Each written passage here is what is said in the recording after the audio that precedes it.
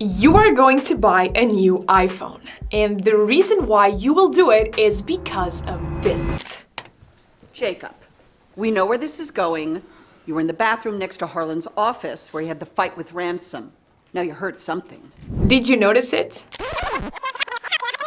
You were in the bathroom next to Harlan's office. What you also may have noticed are the huge queues in front of Apple stores every single year. It seems like a dystopian movie where people are scrambling to get something, which seems kind of an odd thing to do given that most people standing there already have a pretty good working iPhone on their pockets. Now, I went on a rabbit hole to try and find how Apple actually managed to get people queuing in front of their stores. And that's when I realized some weird things. First of all, Apple has a very strange social strategy. And second, they employ a pricing strategy that most companies are really afraid to try. Apple just seems to be breaking every marketing rule in the book and still succeed more than any other brand. So I decided to go to the bottom of it and really try and find how they can pull this off. Now, just for the record, I don't buy a new iPhone every year, but I can't blame you if you do so. There's a lot of excitement behind every Apple's launch. People kind of anticipated for months. I mean, they really anticipated because they end up sleeping outside of the stores. Apple fans across America don't appear to be losing any enthusiasm over the iPhone.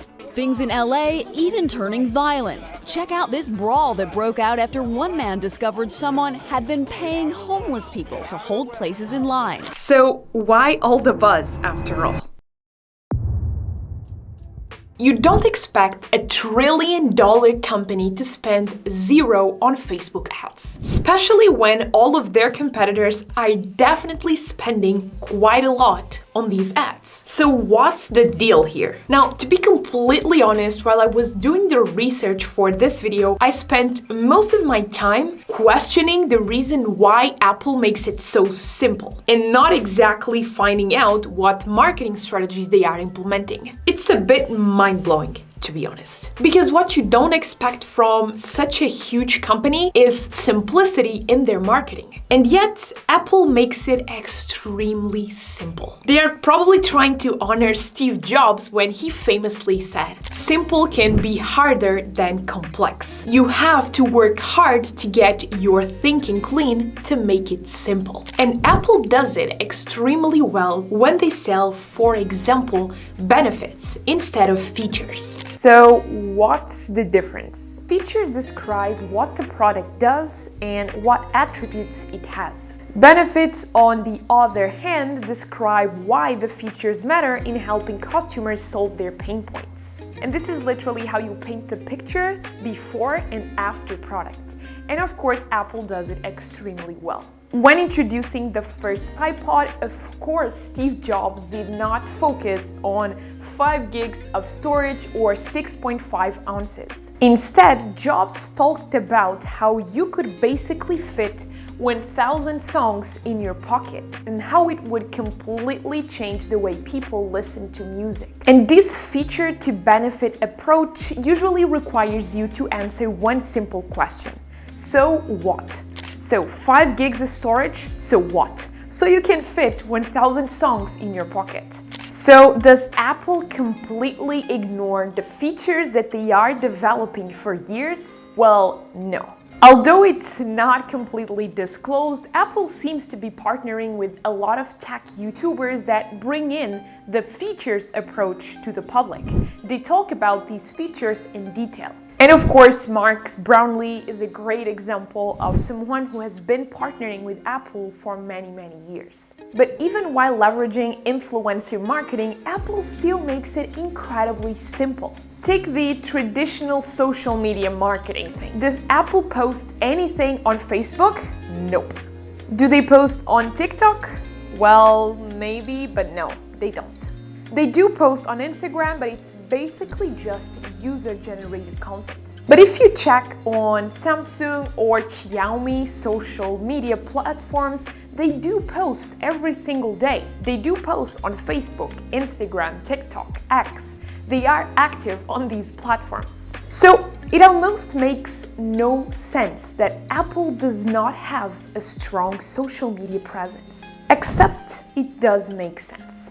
Because Apple was able to build their brand on something that most brands are not able to.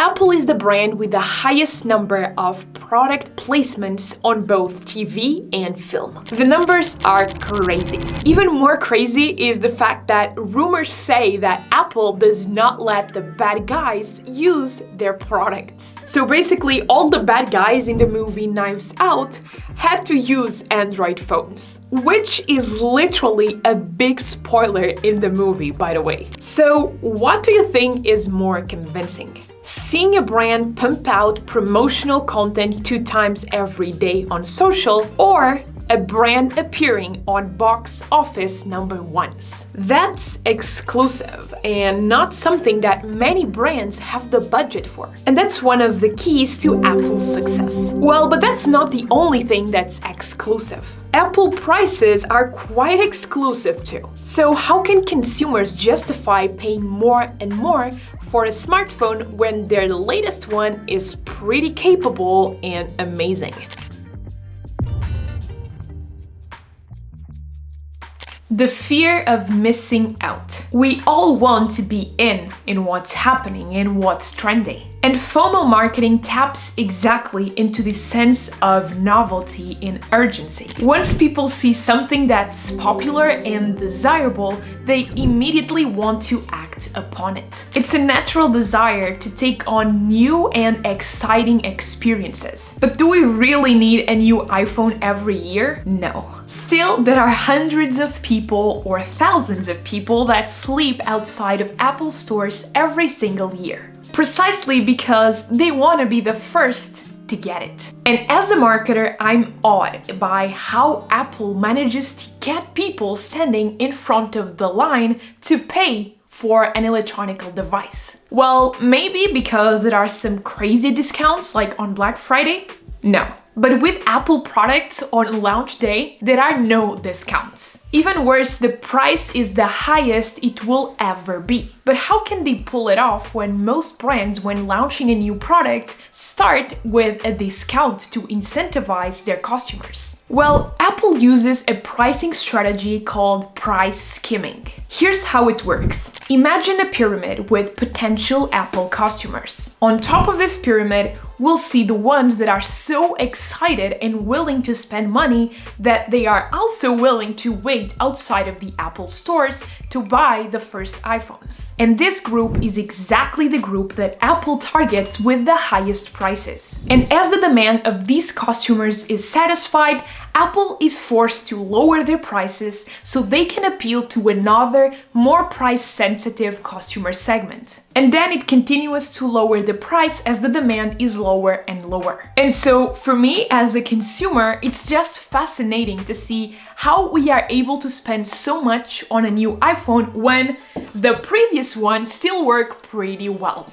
Now, let me bring Nike for a second here. Why Nike? Well, Steve Jobs mentioned Nike's brilliant approach to marketing right after he came back to Apple after being fired. But the best example of all, and one of the greatest jobs of marketing in the universe has ever seen is Nike. Remember, Nike sells a commodity. They sell shoes. And yet, when you think of Nike, you feel something different than a shoe company. Nike uses heroism and empowerment to appeal to ordinary folks like you and me and actually challenge us to do something greater. You know, stop being a couch potato, put on your Nike shoes and go for a run. Or go hit the gym. Zero to hero, beginner to pro.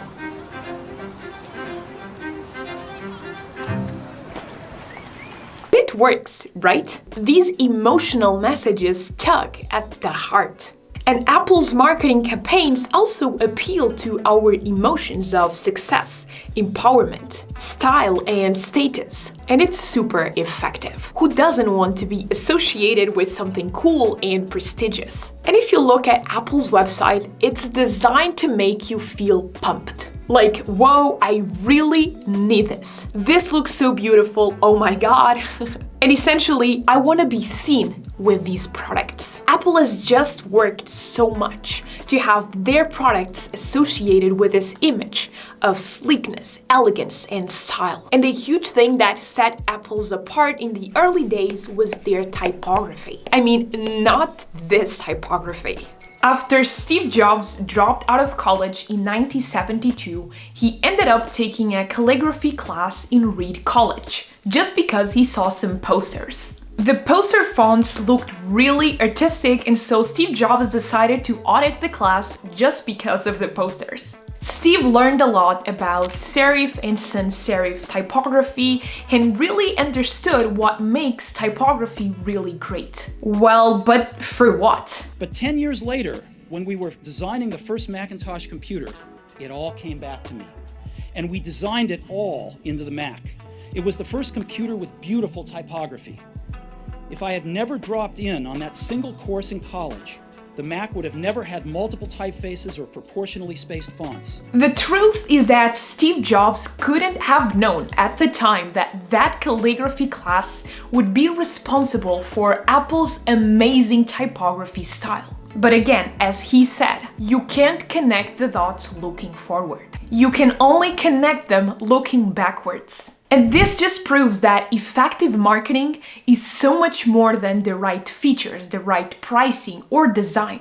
It's about selling emotions and experiences that consumers connect with, just like Starbucks does. But that doesn't mean they always do it right. In fact, Starbucks managed to lose more than $100 million and was forced to close 2/3 of its locations. Well, in this video, I go through the biggest mistakes Starbucks made when entering the Australian market. I see you there.